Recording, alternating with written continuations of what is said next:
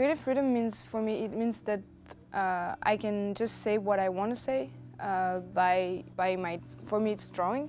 I can say that without having to worry about how people are gonna get it, how I'm gonna affect them in a way.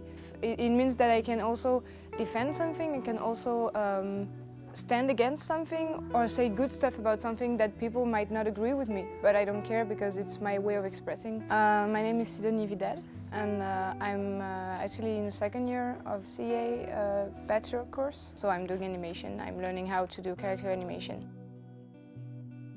Creative freedom for me is just the ability to kind of speak your mind and express whatever kind of thoughts or ideas you have internally. It just means ultimate self-expression. Some ideas that you have may be unpopular and it may be impossible to explore those ideas in any way other than creatively through artwork or something like that. So it's almost like a way to maintain your health to a certain extent. My name is Ed Piskor. I'm 32 years old and I'm teaching an intensive cartooning workshop for the next 2 weeks. Charlie Hebdo. Charlie Hebdo. And Charlie Hebdo. Terror in the heart of Paris. Masked and heavily armed, 2 men entered the building in the centre of the French capital late this morning and began firing. By the time they'd stopped, at least 12 people were dead. Many others were seriously injured. It was a bit surprising and it was really make me realize how real it is and how people can just get stuff and understand stuff in another way or take them really personally and can want to stand against what we express.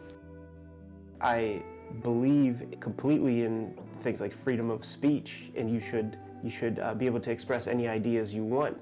That said, if one of the students that I was teaching here started drawing Muhammad cartoons or something, I would strongly advise that they don't, smack that beehive with a stick, so to speak. I think it's important to think about it, like to think that people might be upset and to think about respecting what people think. But I also think that it shouldn't be such a big deal in a way. We shouldn't be frightened to say what we want to say. Truly, I think I would die for freedom of speech for myself, depending on the issue. But that isn't one that I would be willing to die for, I don't think. Like a religious kind of stance or something. That's not interesting enough for me to care about, so to speak. I would definitely be more conscious about how I'm making my projects, how I express myself. Because of that, I will really think more about it. I'm actually already thinking about stuff like when I draw some stuff and I put it on the internet, I always think, okay, how people can take it or how they're gonna react to it.